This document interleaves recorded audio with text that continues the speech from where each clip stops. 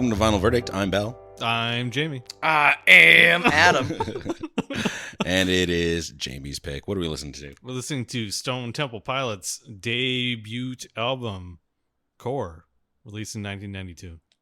Warning off the bat, there's a song that has a very adult subject matter. I'll be censoring any words we might say, but there's a word all about assault. Words. Any words. You don't know which ones he's going to censor. If you say don't or no, that'll be censored. Any negative word. But otherwise, it should be fine. Yes. Interesting words to censor in a song about what it's about. Surprise, surprise. I've never listened to Stone Temple Pilots before. Jamie, why'd you pick them? Stone Temple Pilots is a band I didn't give a lot of time to until I started playing Guitar Hero. And their song Trippin' on a Hole in a Paper Heart appears in Guitar Hero 2. That's one song or is that two? No, that's one song. That is a crazy title. I like it. Trippin' on a Hole in a Paper Heart. I am tripping on a hole in a paper heart. Guitar Hero 2. That song's a banger. Stone Temple Pilots is Scott Weiland, dead. Great. He's the singer, though. Rest in peace. Just like he just got thrown by the fact that he's dead. Throw myself up. He's really hurting you. Robert and Dean DeLeo. They're the guitarist and the bassist, I believe. And Eric Kretz. 1992 was one of those weird years for music. We've talked about 1994 being one of those weird years for music. Very good year for music. Yeah. 1992 was a big year for music, just like 1994. And this album came out on the exact same day as the other album that I had trouble choosing between, which was Alice in Chains' Dirt. It came out on the same day. Part of this album has a similar sound to contemporary bands such as Alice in Chains and Soundgarden. And the rest of the album has sort of a weird kind of psychedelic rock, kind of hard rock, kind of something sound to it. Initial reviews of this album called it extremely derivative of other bands. But it became a huge hit on the radio and on MTV. And it's generally reviewed now as like a classic of its kind of weird, whatever you want to call it, genre. Just like Dirt and, Soundgarden's album Super Unknown, which is also, both of those albums are also bangers. This album has a huge following. And in sort of, as in the case of Boston, whom we have covered before, this debut album was extremely successful. The album spawned 4 singles and went on to be nominated for one of the albums of the year in the following Grammys. Say less. Yeah. I just like this album. I think it's good. I think their 4th album, the Songs from the Vatican Gift Shop, is actually the better of the albums, but I don't own that one. That's their 3rd album. Is that their 3rd album? Their 4th album's called Number 4. Oh, what a surprise. That's actually their 5th album. Oh, no. And sort of like Alice in Chains, their lead singer died from drugs, which is very, very popular in the 90s. It's so grunge of them. It's very grunge of them. And sort of like Soundgarden, their lead singer died from drugs. It's very popular in grunge. What? Didn't he killed himself? He committed suicide. Oh, I thought it was fentanyl. No, that was Tom Petty. They died in the same year. You're right. Excuse me. Tom Petty's dead? Tom Petty died of a fentanyl overdose. When? Like 5-6 years ago. I was going to say, I'm like, that must be recent if it's fentanyl. Yeah. Oh, that's crazy. Yeah. I read the song titles and I was like, this will not be for me. And I wasn't a huge fan of this album. It was not awful. I just don't really listen to a ton of hard rock. It made me kind of curious about the genre. I'm not sure if it's tropey or not, but it always kind of feels like what I imagine hard rock would be. But the lead singer's voice reminds me of someone doing an impression of someone from South Park. It's a very odd voice. It's just very, very odd. His voice is somewhat similar to Lane Staley's, but also somewhat similar to other singers. I feel like his voice sounds like he's making fun of grunge singers. Like, just like how Our Lady Peace's vocalist sounds like he's making fun of post-grunge singers. This guy sounds like he's making... It's like if I was going to parody grunge singers, I would try and get as close to Scott Weiland as possible. I think his voice just has a lot of pain in it, and I kind of like that. But yeah, I don't think he's making fun of anybody. I think that's just the way he sounds. No, it's not. I don't think I also don't even think it's bad. I just mean, like, if I was gonna parody grunge music, certainly, yes. I would that's do what this is what grunge music sounds it's like like. Reanimator, where it sounds like they're making fun of it. They're not, but it sounds like it. Yeah, it's just like yeah. Like, do I think he's trying to be funny in Dead and Bloated? No. Do I think it's hilarious? Yes. I am. Oh, it's sick as hell. I love it. Lyrically, things also feel pretty basic.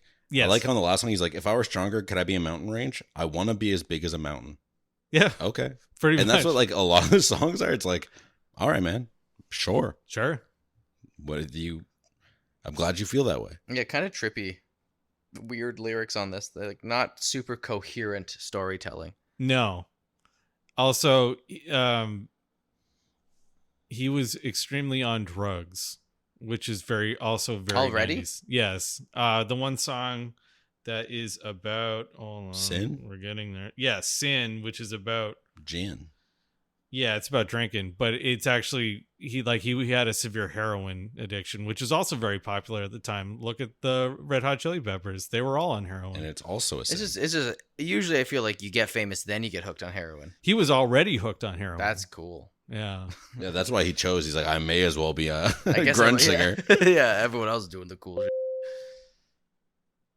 Any other thoughts, Adam? Yeah. I think this album is really cool. I had a big grunge phase, but I never really touched the Stone Temple Pilots. Yeah. I was very into Soundgarden. They're like my grunge band of choice. Nirvana, I didn't listen to that much because they were too popular, and that's the kind of person I was. You can admit it. And I also liked Pearl Jam a lot. Yeah. Stone Temple Pilots is like just kind of, they're like, you know how like the big four of metal, you got Anthrax. It's Metallica, Slayer, Megadeth, and then also Anthrax. Yeah, there's like the big five of grunge, and these are the also band. Yeah, it's like it's Soundgarden. I mean, Soundgarden, I guess Pearl Jam, Temple Alice in in Chains, and Nirvana. Yeah, are like the four big grunge bands. Temple of the Dog? Isn't that just? That's part of Soundgarden is Temple anyway. And, it was a spin. Yeah, it was a spin-off. And we're getting off topic here, but what does Stone Temple Pilots mean? Nobody knows. Stone Temple Pilots was one of like the 5 names that they threw out because Scott Weiland liked the logo for STP Motor Oil. Oh, that's so okay. He just wanted to use that logo, and then they were just like, it could be anything. Space, time, people. It's a good Stone Temple Pilots is a good name. Yeah, cool. It doesn't mean anything. It doesn't mean anything, but it's just cool. It just nobody knows what a Soundgarden is either, or nobody knows what a Pearl Jam is. I mean, Soundgarden was named after a park or an art. Like art a Linkin Park, like a Linkin Park.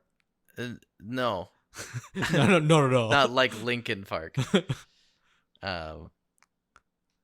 But Soundgarden was named after a thing that makes sense, which is that it was like a park with flowers, but also a bunch of like wind chime or like special metal tubes that when the wind blows, they like hum, and so the Soundgarden makes sense. What's a Pearl Jam? I don't know. It's not quite a diamond jam.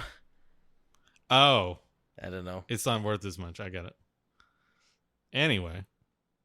Do you want to give it one last listen, or do you have any more thoughts there, kiddo? I was excited to dive into this. Yeah. And really give it a listen that I have never really... I'm going to redo that whole sentence. Try that again. I'm excited to dive in and give these guys the shake that I never gave them. Sure. I think the album's fine. Beautiful. I'm not going to tell you it's my favorite album that we've picked even this year or even on any season.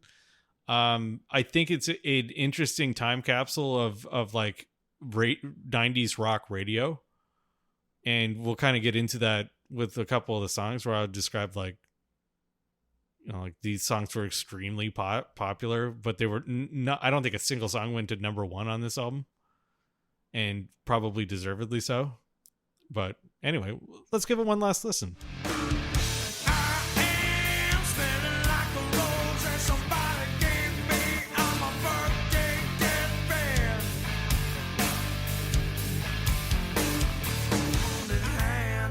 'cause it likes to heal. I like to steal. I'm half the man I used to be. And I feel it. Where you going for tomorrow?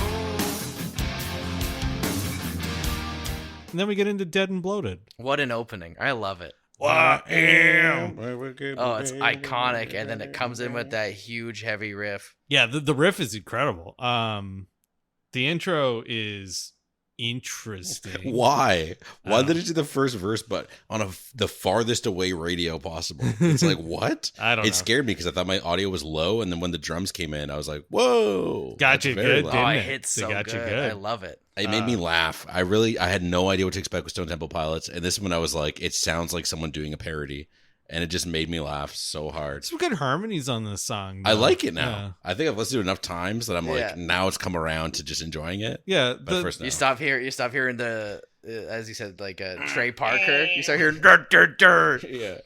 The harmonies on the choruses in a lot of these songs are quite good. This one has one too.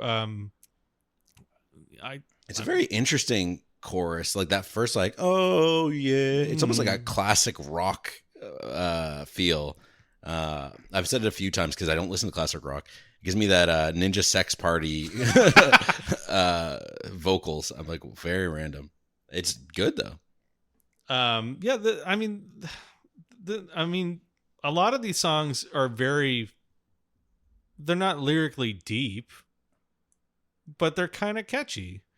And they said a lot of their, this will sound very, very, of course they said that, but one of their influences was the Beatles. And like, of course, every band's influence is the Beatles, the most successful rock group of all time. My favorite thing about music is the sound. It's like, okay. Sure, yeah. I like the Beatles.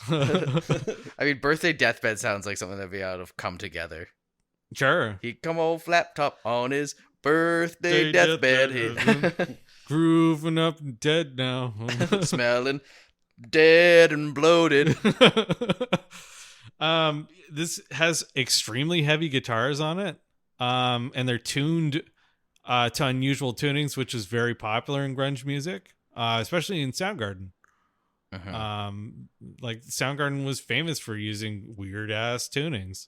Yeah, they'd be like, oh yeah, this one's in drop A. Like, Drop F. Yeah, it goes way down.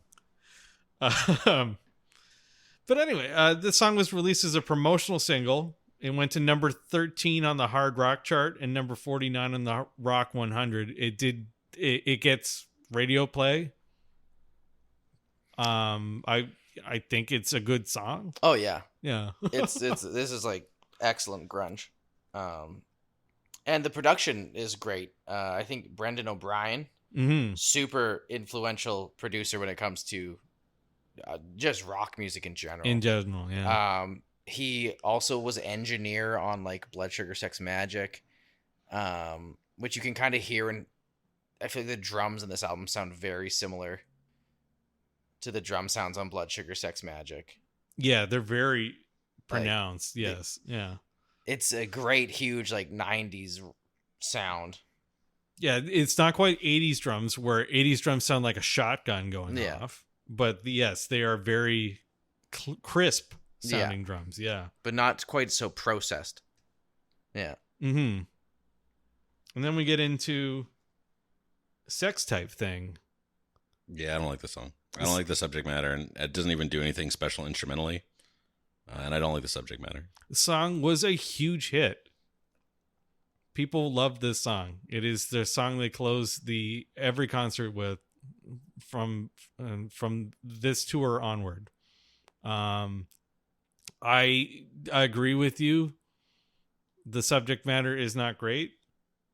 It's about someone being assaulted. It was written after his girlfriend was assaulted by 3 football players. Mm-hmm. It's like through the POV of an assaulter or something. Like, I don't know. Yeah, it's like their logic on why they would do that. Yeah. Yeah, and I don't like it. It's not good. And they also uses the everybody's working for the weekend riff. So the last one took Pour Some Sugar on Me, and this one took Everyone Was Working for the Weekend. Yeah. That's crazy. This song was extremely popular. I don't disagree that it is not. I get it. It is not appropriate. Although the band has come out multiple times saying that this isn't them rating a song. Everyone says it's against it, but like Yeah. it's like that when we talked about Tyler the Creator, which is like if people don't know or they take something different, like it doesn't matter what you meant. And it's just like so weird because it's not like it makes them look dumb or bad. It's just straight up this person being like, she was dressed like that. Yeah. It's like, 100%. huh? You could never write a song like this anymore. You could write a song like this and have it go to number 23.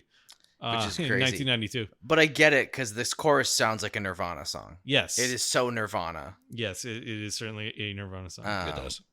Especially in the vocals. I also love the bridge, the like "Here I Come" part. Yeah. The guitars there are sick as heck. Yeah, the dissonant, like growing guitars are. The instrumentation throughout the album is sweet from the DeLeo brothers. I just can't believe you guys on last week were like Our Lady Peace drummer knows one thing or learned something and to use it. This is the same as like doom tch, doom tch. Oh, he's doing hard rock. I never said nothing about him playing the same thing. Play it back. I'm not gonna do that. Yeah. Go listen to that episode. Bring that up, Jamie. No, I will not. I said that.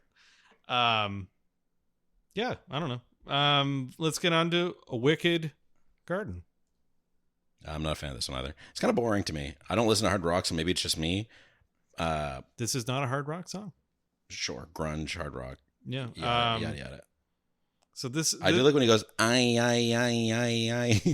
That's fun though. For Are You Still Alive? Are you still alive? This sounds like a Pearl Jam song. Yes, it is some more rock than it is hard rock. It's like, yeah, it's kind of got arena anthems and Yeah.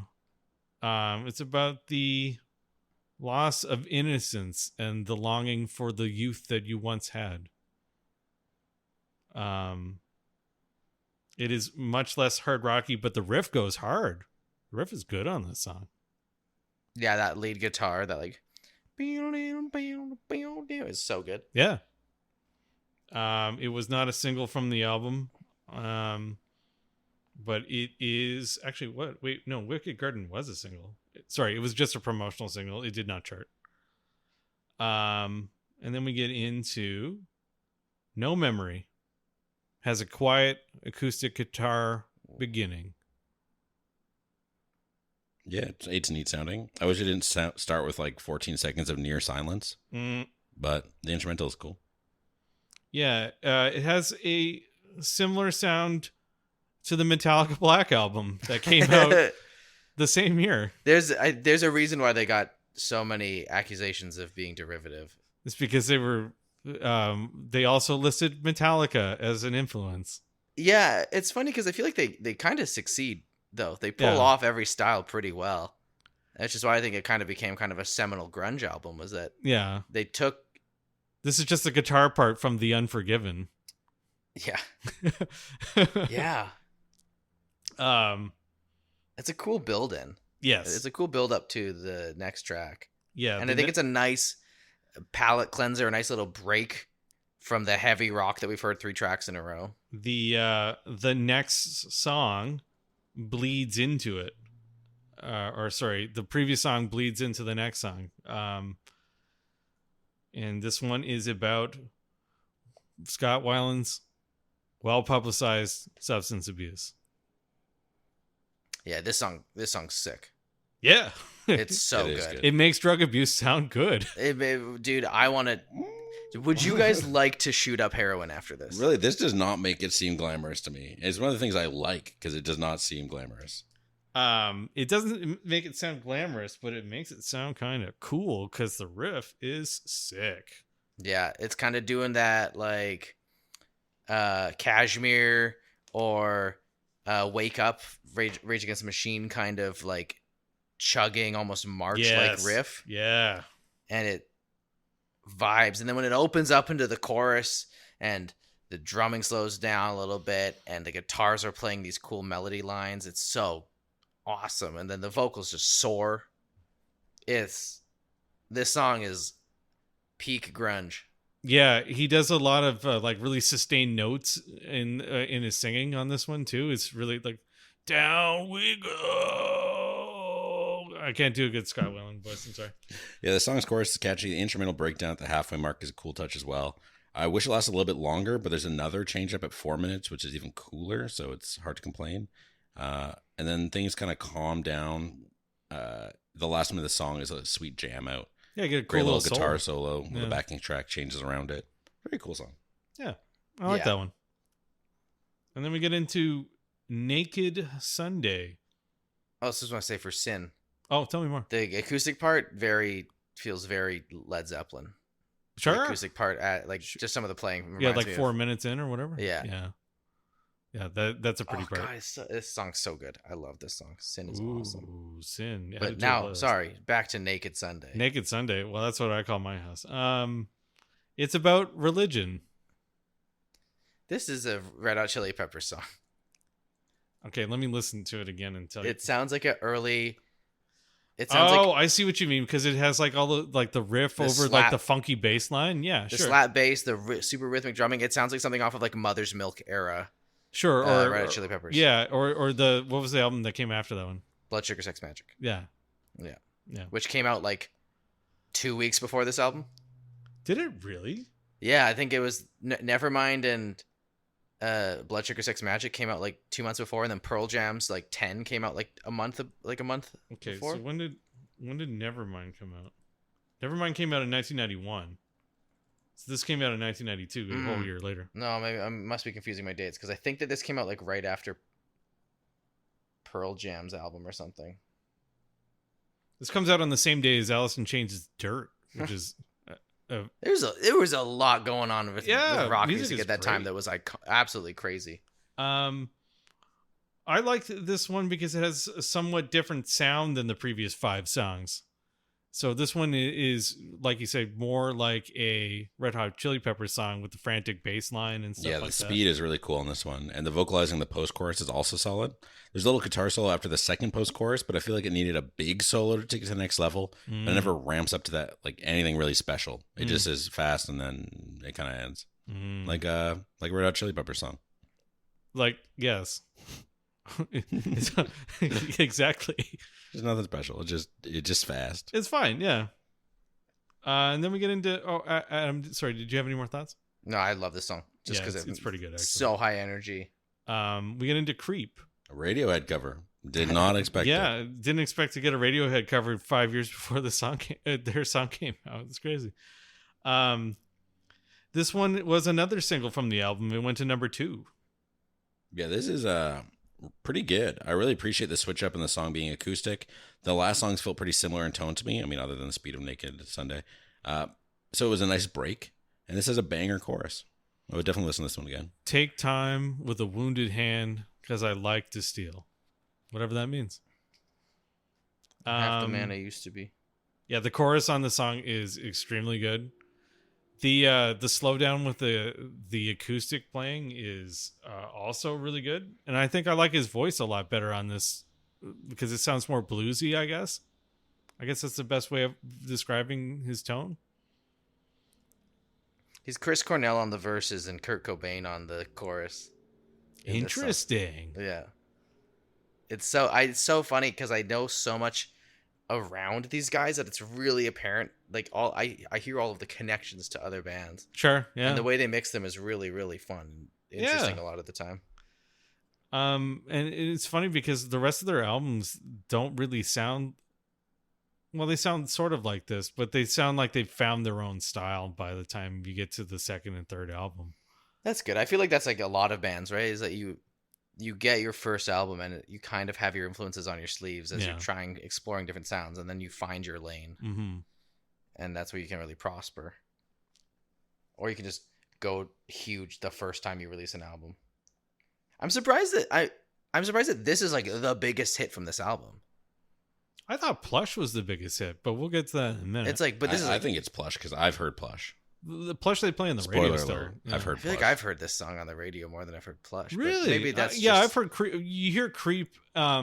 Creep used to be mistaken as a Nirvana song because on like early not streaming services, sorry, like file sharing services, it used to show up as like Nirvana, Half the Man I Used to Be. Yeah. And it's obviously not, because it doesn't sound that much like Kurt Cobain. Oh, I don't know how people name things on LimeWire. Yeah, it's Because wild. it was like System of a Down did like a Legend of Zelda song, and I was like, it's not even remotely. It doesn't sound anything like that. Yeah, or every comedy song was Weird Al. It didn't matter how the person sang. They're like, that's a Weird Al song. It's Weird Al or Dr. Demento. Yeah. It's one or the other. Yeah. And then we get into Piece of Pie. Yeah, we're back to It's hard rock. what they again. do. Yeah. Oh, this one's hard rock. Okay. Yeah. It's not for me. I'm not a huge fan of these kind of songs. The bridge is cool though. I'll take more of that in the following guitar solo. Yeah. The song was originally written for the soundtrack to the movie The Crow, and it was called Only Dying. And then after Brandon Lee was killed on the set, they took the song off the soundtrack.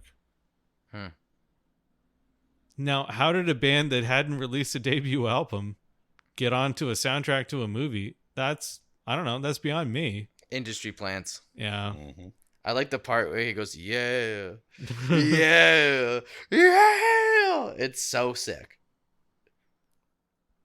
Heck yeah, man. It's so sick. I And then buy also on the like slap bass and the bass chords on the chorus riff. Yeah, it's pretty. Oh. It's Mwah, mwah. yeah, it's pretty good, right? The The song is pretty good. I liked it. It's kind of jarring going between Creep and this song, because Creep is such a quiet song, and then you immediately get a hard song. It's kind of weirdly loaded on the CD. But then after it, you get Plush, which is a huge radio hit. Even I've heard it. Featured on the Radio X station for GTA San Andreas, which is also set in 1992. So reminds me of the song. It's like feel it, That's Even Flow. Pearl Jam. That's over this reminds Sitting me. on a pillow made of concrete. Plus, it's Pearl Jam after it's come up a couple times. I didn't even know that was that song, but Yeah. it reminds me of that song. But Okay. this one I prefer. Well, this is a very Pearl Jammy song. Sure. The riff is really good. Yeah, outside of Creep, this is my favorite. I like that it sounds unique to the other harder songs. It's more just rock, I guess. Maybe that's why I enjoy it more. And that driving guitar riff is very catchy. Went to number 21 here in Canada. Went to number 1 in the United States on the mainstream rock chart. And it won a VMA at the 1993 Much Music. MTV Video Music Awards. I don't know if it won anything from Much Music. It probably Vocals are did. just so interesting. Yeah. It really does sound like so many different bands back then. Yeah. It's just like everyone was trying to do that gravelly voice, but not everyone had it or whatever it is. But so they all kind of sounded this very similar way. It's like, But I think it works on this song. Yeah, in the early 1990s, you could pronounce any word any way you wanted to, as long as there was guitars behind it. yes. And you wore flannel. Yeah, oh yeah, and you did heroin. Lots of heroin. All right, this is spiraling quickly. This song is over 5 minutes long, but it doesn't feel long. I appreciate it. It's a good song. The chorus on the song is incredible. Yeah, And also extremely iconic. It's a great song. It's a classic for a reason. It's just everything that you want out of like a arena kind of grunge track. Pearl Jam wishes they wrote this song. Yeah. This would be a great Pearl Jam song. It would be great if Eddie Vedder sang this. Well, Napster says it is written by Pearl Jam. And I trust Napster. And then we get into Wet My Bed. It's a song literally about wetting the bed. Fair It's just word. a filler track between Plush and Cracker Man. I love this song. It's pretty funny, done. This song's awesome. I love the weird like whispers that you could like are just kind of too quiet for you to really make out what they're saying. The way they place it in the stereo in the field mix, is so trippy. I think this song's. I know it's kind of just It's a dumb studio take they left in. It's so good though.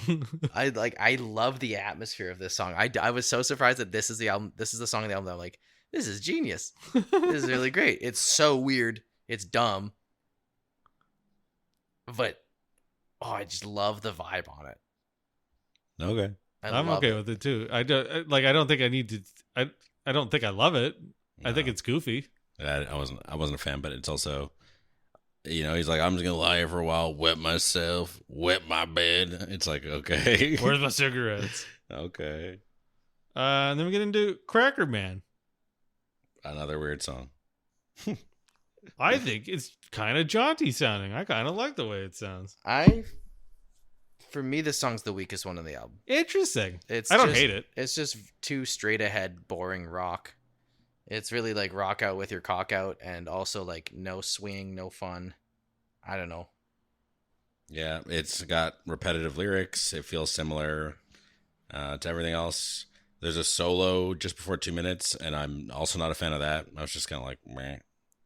You almost wonder, is this the actual sound of Stone Temple Pilots? And they were just like, this is the only Stone Temple Pilots sounding song we left on the album.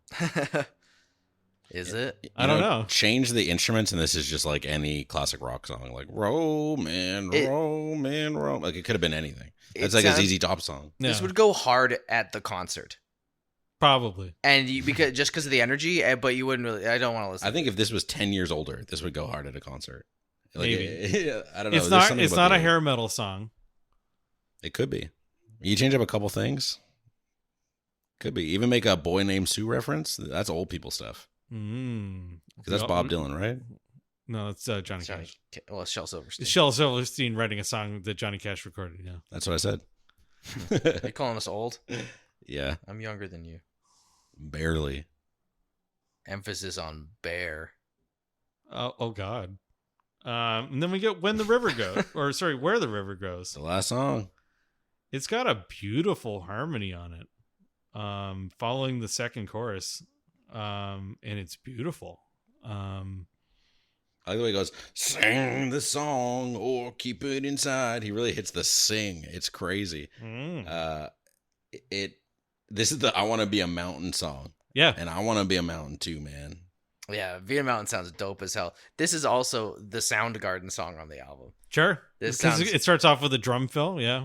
And also just like the plodding riff makes me think of like the back half of Super Unknown. Yeah, sure. It's also got bad Motorfinger vibes. Oh yeah. And Bad Motorfinger hadn't come out yet, but yeah.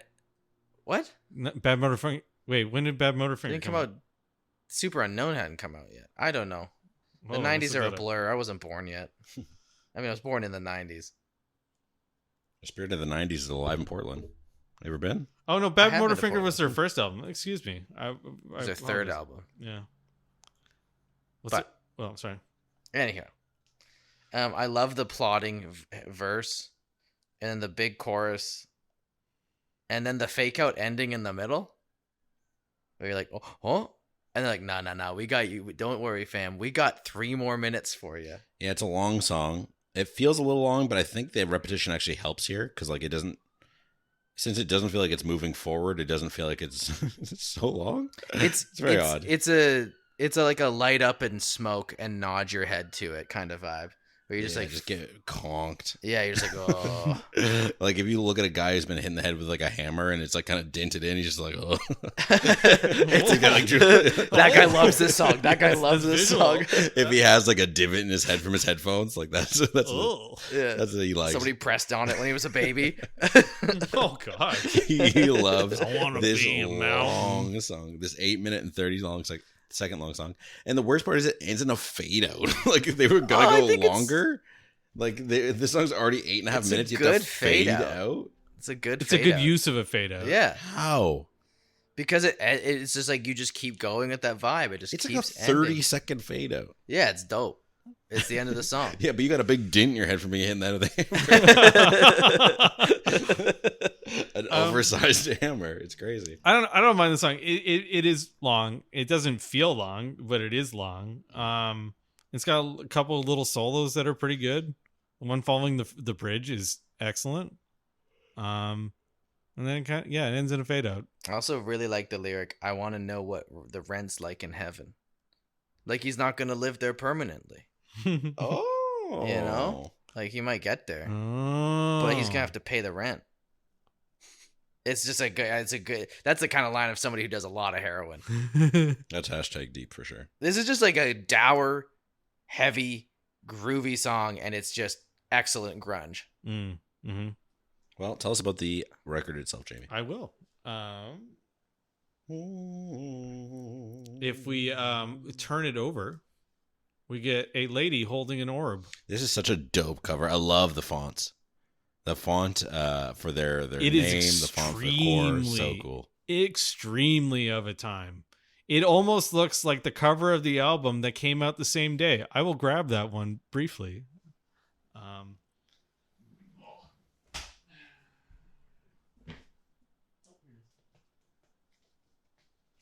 Okay. Here's the album that came out on the same day as it. What does it look like? It looks like almost the same album. They're both dope album covers. Stone Temple Pilots wins, though. There's something about that lady holding a crystal ball. It's cool as heck. Yeah, and this lady's like on a floodplain or something. She's also in a crystal ball, which is also cool. Like she's holding a crystal ball and is in a crystal ball. Yeah. Very cool. Anyway, great album. But on the back of this one, I don't know. There's a whole bunch of stuff. Got some sand. Yeah, got some craggy dirt. I love craggy dirt like that. Like it's so dry that it's just solid somehow. Like it's so cool. It's cool looking, and then you just got random colors because. I got the back. Someone's back. Oh, there's a little speech on the back. And to you, dead and bloated nation of sleepwalkers, blah blah blah blah blah blah blah blah. It says blah blah blah. No, there's more on there. Read the whole thing. No, it's so read long. the whole thing. Even that intro, I'm like, okay, what a snob. So so long. Anyway, you get the track listing. You get a couple pictures of the band doing stuff. And then what do you get in the middle? When was this pressed? This is a 2023 pressing. Okay, I was gonna say this is kind of like right at the time where vinyl had like CDs have like basically fully taken over, and there's a lot of finding like there's not really many 90s pressings. Oh no, this one had a 90s pressing. I could have bought it. I went into the record store and I bought this one instead. But this one is on recycled vinyl, so it's got some. Oh, good! It's brown. No, it's like a purpley color. It's like off purple. Yeah. That's like the brown of purples. But it truly is the brown of purples. It's semi-translucent and it's an Atlantic record release, so you get the cool Atlantic logo on it. I'm a big fan of that. That's the old school Atlantic logo. But yeah, this is a 2023 pressing of a 1992 record. Does it sound good? Sounds incredible. Yeah. And it's on recycled vinyl, so I feel better about myself. But there is absolutely nothing else in here. It doesn't even get a cool sleeve. You hate to see. You hate to see that. You hate to see I it. paid $30 for it, which is about right. Say less. Yeah. I can share my final verdict unless you have anything else. Let's do is there more? No, let's do it. Perfect. Yeah. Overall, this album's okay. I would have appreciated some more instrument change up, like the more subdued creep or even just less fuzzy guitars with slow slamming drums. I was really tired of like doom, tch, doom, tch, after like the third song. It just really needed some absolutely killer drum solos. We got some guitar solos, but nothing really for drums, which I think is too bad. But I ended up enjoying the vocals after a while. They threw me off, and like I said, I laughed at the first song, but by the end of it, I was jamming out a bit more. And I ended up jamming out a bit more on the second listen when I wasn't fully tuned in. Like if it's just on the background, I think his voice matches the instruments well enough, at least. Mm-hmm. I'm gonna put it in the 6th spot under Emotion by Carly Rae Jepsen and above Mad Dogs and Englishmen by Joe Cocker. Believe it or not, I'd be interested in listening to more by Stone Temple Pilots. I like enough of the bones in the album that I'd like to see what else they came up with after getting more experience. Did they have many albums? Yeah, they have like 15 albums. That's too many. I'm no longer interested. I want to say they have that many, but let's find out. I think they had like 8, 9. Yeah. Sweet. Adam, what's your final verdict? My final verdict is that, Stone Temple Pilots, they've been a blind spot in my grunge knowledge for far too long, and I'm happy that Jamie forced me to listen to it because it's the beauty of the podcast. because it is a great grunge album. I haven't spent that much time with it, but I do plan on spending some more. The heaviness, the mixture of different grunge sounds kind of feels like it can be a one-stop shop for the grunge vibe as opposed to sticking to specific albums from other artists. And while I don't, it's too early for me to really give a solid rating for this album. I kind of expect it to grow. But yeah, super enjoyable, if not a little derivative. I'm putting it above Wolf and below Peach Pit. So on the number 5 position. Interesting. I put it in a similar position. Tell us. So I put this in our number 4 spot, above Peach Pit and below the Blue Album. By Weezer. Thank you. Nice. I think this album has a lot of interesting ideas, and if they had picked one genre or one sound and went with it, I think I would have liked it more. I think their later releases do that. So they have 8 studio albums, 3 compilation albums, 2 live albums, and an EP. So it's like 15 albums, but you don't really have to listen to all of them. Yeah, I know you don't an like live EP music. and a live album. Yeah. You know, that barely count. Compilations. Compilations don't count. But anyway, their best album, in my opinion, is Tiny Music Songs from the Vatican Gift Shop, which came out in 1996. That Pitchfork gave that album 0.4. Really? Yeah. Pitchfork legendarily hates music. Yeah. They reappraised it in 2021 and gave it a 7.4. Oh, that's a huge change. Yeah. Yeah. How do you change that much? Is it a different writer? It was 25 years of time. It was the same guy. The same guy. Yeah, what do you mean? I was too hard. I was too hard on those. I've been thinking about it over the last 25 years. Pitchfork, the albums they love, like they love the albums by Swans that you like. That's because those albums are amazing. No, I don't think Swans is any good at all. That's it's cool to be wrong, I guess. I know. Jamie's the I'm frequently cool to be wrong. But anyway, on this album, I like it. I think it has some interesting sounds on it. I like that it sounds like other things that I like. And I think it's it's worth a listen. The 3 main singles are fine. Plush is probably the most accessible one, or Creep. But the rest of the album is listenable. And just like Belle said, if you're not really paying attention to it very much, you'll have a great time. Yeah, this is good. Background good to put on in the background. You're at a bar, you're eating wings. Put on this album. Anyway, what are we listening to next week, kiddo? It's Adam's pick. Boy, oh boy, oh boy. We're listening to Swans. No. Danny Brown's Atrocity Exhibition. Oh, that's right. I've never listened to Danny Brown before. Is he a rapper? He is a rapper. He's my favorite rapper. Not Scaring the Hose? I don't have that on vinyl because it was like $99, but it was so sick because it was just like the front of it was just like a tweet. It was just like, you are banned from Twitter. Yeah, you're blocked. Didn't he actually block you if you bought the album or something like that? I feel like there was that. Yeah, every time somebody posted it saying that they got it, he'd block one of them. They'd block them. Well, I'm very excited. I've heard a lot about Danny Brown. I know Adam's a fan. I think at one point we talked about going to a concert, and I was just like, okay, because I know you like Danny Brown, and I, of course, want to hang out. But I've never listened before. And Jamie, I know you've never listened. I look at your khaki shorts, and I know you've never listened to Danny Brown. No, never listened to Danny Brown in my life. I know who he is. Well, okay. You'll get to know him a little bit better. I don't. Yeah, sure. Well, just like Mac Miller, I was forced to listen to it, and we had a vinyl verdict about it. Go listen to that episode. It was an experience. It was a very long. It was a very long episode. That was your long one. Yeah. Is that Aftercare? I don't have a question. Adam, you got a question? Well, what's a period in time that you could go back to? We just talked about a grunge album, but what's like a musical period in time that you could go back to and still have a good opinion on it. Like we covered the Beatles before. What do you mean have a good opinion? I don't know what that means. Like a respectable opinion, or, like not be biased by like the difference in time between when you're listening to it now and when it was recorded. You wouldn't say, "Oh man, this is very of a time."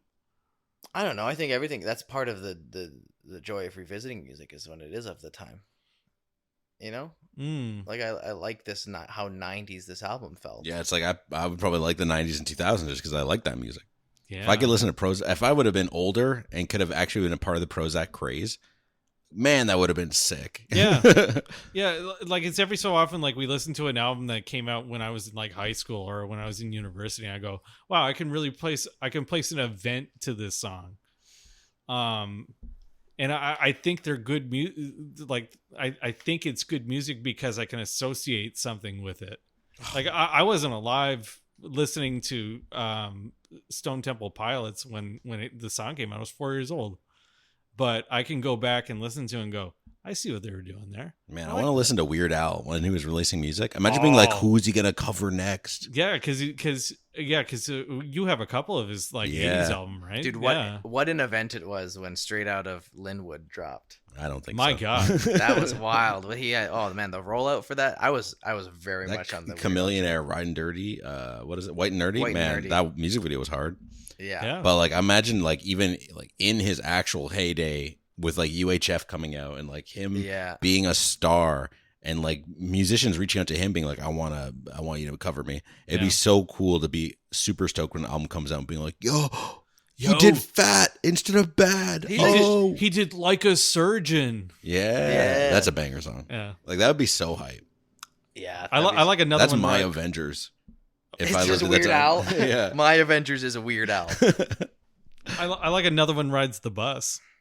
He's got so many good ones. Amish Paradise. I know like almost all the words to Amish Paradise. Oh hell yeah! You have to legally. And what's or else I lose my white card. Exactly. Julio hated that song. He sued him. Yeah, he tried to fight him. It was crazy. Yeah, because he didn't call Coolio to get support or like. No, the label gave permission. Yeah, Coolio and Coolio hated it. Yeah, he thought because the song was about.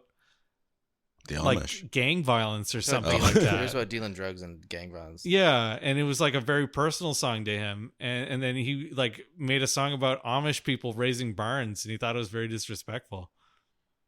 Neener, that's all weird. Coolio came around to it later. Yeah, he ended you have to up realize how popular it was. It's like, oh, Coolio listened to the song and went, oh, you know what? That is pretty good. Yeah, basically. As I walk through the valley where I harvest my grain, I take a look at my wife and realize she's very. That was not an invitation for you to sing the whole song. But that's just perfect for it. For Aftercare, Adam's singing all of Amish Paradise. Only on Patreon. Make sure to subscribe. Bye. Bye. Been spending most our lives living